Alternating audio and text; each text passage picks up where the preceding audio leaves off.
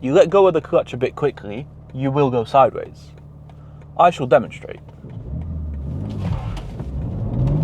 People get really worried about getting into a powerful rear-wheel drive car for the first time.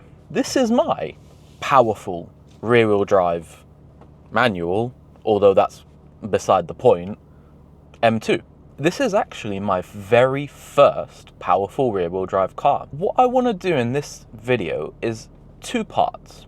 Number one, I want to assure you that it's not as intimidating and scary as you might think it is. And then the second part is, I want to assure you, these cars will try to end your life if you don't know what you're doing in certain situations. So you can tell it's very wet today. So this is almost worst case scenario for a car like this. Those rear tires have got a lot to do to manage officially 460, but when you dyno them, more like 500 horsepower. So we're going to go for a bit of a drive, we're going to do some normal driving, and then we're going to turn the traction control off. The one button you want to be aware of is this one right here, which is traction control off. Don't press that one. Don't press that one until you're ready to press that one. And when you press that one, just understand things are going to be a bit different. So we will press that button later on in this video, and I'll show you what it's like. Let's get out on the road. Now, the one thing, the main thing to understand with modern powerful rear-wheel drive cars is that you have traction control. No matter how much of an idiot you are, you'll probably be okay because the traction control will save you. Modern traction control systems are immensely intelligent. Older traction control systems, what they used to do is they essentially used to measure if your wheels were spinning, and if your wheels were spinning, they would cut the power. It was a very simplistic system. Today's systems are far more advanced. If they sense a slide, they can break individual wheels to bring you back in line. They're very, very smart. But we're going to come around this roundabout, and I'm going to give you a demonstration. I'm going to floor it in third gear, and you'll see we will be fine, right? Because I've got the traction control on. I shall demonstrate. And flooring the throttle. Turns out we are not fine. But the traction control saved us. Should we do that again? Right, that looked a bit dramatic. Let me explain what happened there. The traction control saved us. Right, it might have looked like, yeah, it was me and I'm a cool driver and I wiggled the steering wheel and did some stuff. Nah, I would have died. The traction control cut in, reduced the power, probably braked one of the rear wheels because that was quite a significant bit of slide beginning to happen. And it's very intelligent and it will just keep you on the road. Now, if I had the traction control off there, that would have been what the gaming community calls a skill check. That would have been a moment for me to demonstrate whether or not I can handle 500 horsepower. But I'm not some drift god. So the fact that traction control kept me on the road should be a good indicator for you guys, because I do not know what I'm doing and I did not die, which is quite nice. Another thing to be very aware of is the power band in your car. So in this car, in third gear, you kind of have to wait a minute to spool up the turbos at lower revs. The turbos only really come online about 3,000 RPM. Put your foot down and the rear doesn't immediately break away. There's a moment the car takes a breath and then tries to send you down the road, and then you get the issues. So there's little things you have to manage. I think in an auto, it's potentially more dangerous because you'll have things like kick down, and if you're coming out of a roundabout and you floor it and it drops 3 gears and then tries to send you off, you're gonna have a bad day. All right, I'll show you it again here in second gear. This will go horrifically wrong, I would imagine. Yep.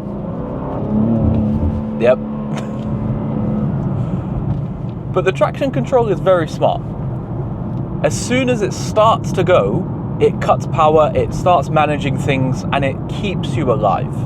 It can catch you out, and it's a little bit sketchy. Like, you get a little bit of movement before the traction control steps in, but the traction control does step in. And I mean, I was trying to exacerbate it there, and I was really putting my foot down in the wrong scenario to demonstrate. Now, if you're buying an old car without traction control, good luck. Maybe go get an MX-5 first before you get the powerful Supra or whatever you're thinking of getting. Right then. So let's turn off the traction control. I've got it mapped to my M1 button. So now we're in sport mode. You can see traction control off. Now, BMW have a very special MDM traction setting, which is basically the hero mode. If the angle of your car is too much, it will start doing the braking on the inside wheels to bring you back in line, which is very very smart. So the way this works is it disables the traction control part of the system, so you can spin the wheels as much as you want, but it just keeps the stability on. So if you start getting too much angle in a corner, it will correct you, which I do appreciate. And this is my preferred way to drive on the road, because once again, I'm not some drift god. When you've got the traction control off, your brain has to switch to a different mode. It has to switch to I am managing this power. It's no longer a case of trusting any electronics or anything like that. You've always got to be ready to catch the slide. So I'm on the beginnings of one of my favorite roads, and I wanted to show you something, which is that actually, even in a powerful rear-wheel drive car, in the wet, in the worst possible scenarios, you can go for a little spirited drive and be absolutely fine. Like, this is a fair pace around some of these corners. I'm not going crazy, but there's more than enough grip to have a little bit of fun. It's not an issue.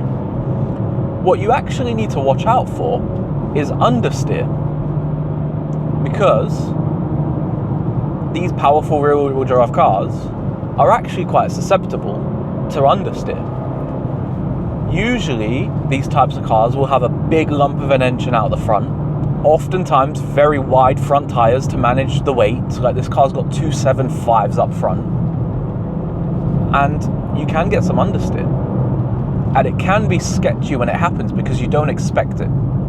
And you can also have a little transition of understeer into oversteer, almost like a four-wheel drift. I've had it happen once. It's quite stressful and scary. But we're on my favorite road now. We're going to go for a little bit of a spirited drive, nothing crazy. And I'm just going to show you, like, realistically, even at a reasonable pace, you're not going to start losing the back end. What people should do is they should buy an MX-5 as their first fun rear-wheel drive car, because you learn the same dynamics, you've got the same slip angles at the back, but it's just harder to break the rear loose because you've got 200 horsepower rather than 500. After this guy goes, I'm going to accelerate as if I was to overtake, and I'm going to show you some of the situations where it does get sketchy. So I'm in second gear. Let's say I was coming around this corner, I was going to overtake him. I roll into the throttle. Yep. It does get sketchy. It does get sketchy. You got to be careful. You got to manage it. You basically, you cannot floor the throttle. You can only use maybe 40-50% at any one time, because if you floor it, you're just going sideways. There's no way around that. So you're constantly managing this power. But again, this is traction control off. I'm driving with a fair pace, and I haven't died yet. So it's definitely possible.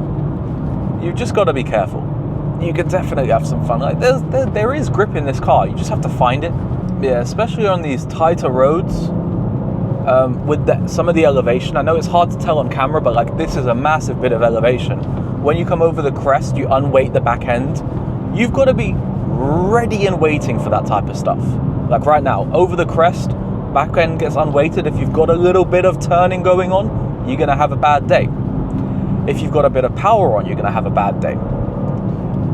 So you've got to be very careful. It's all the little things you learn to manage. You make a mistake a few times, And more often than not, they're not disastrous. You know, a little bit of tail wagging isn't the end of the world. You'll be okay. But you learn from those mistakes. And then you improve. And the hope is you get better and safer. I've just gone for a nice, fairly spirited, although not crazy, drive. And back end hasn't stepped out once because I've been managing it. And that's with the traction control off. Now, the reason for that is because my brain is switched on and I'm aware I've turned the traction control off. So I'm trying not to let the back end step out. Also, these are narrow country lanes. You lose the back end, things can go wrong. But as long as you're careful and reasonable, you'll be okay. Now, coming out of junctions is where things can go wrong. Because you've got a lot of power, you let go of the clutch a bit quickly, you will go sideways. I shall demonstrate.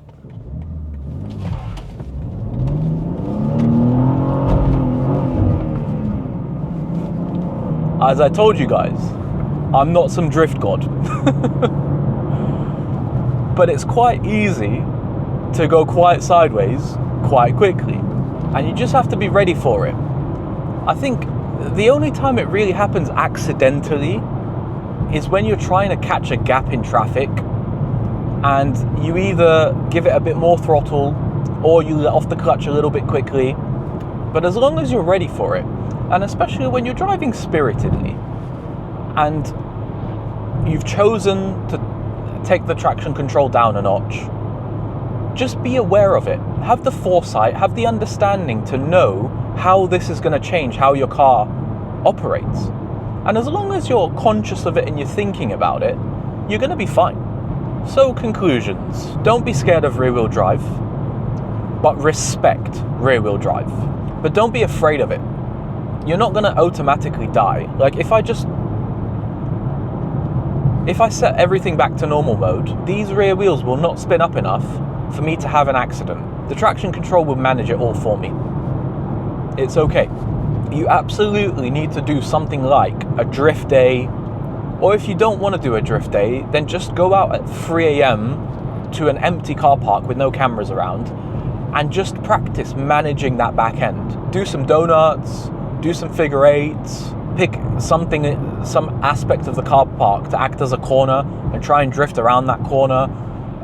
Go around that corner and put in far too much throttle and see what happens.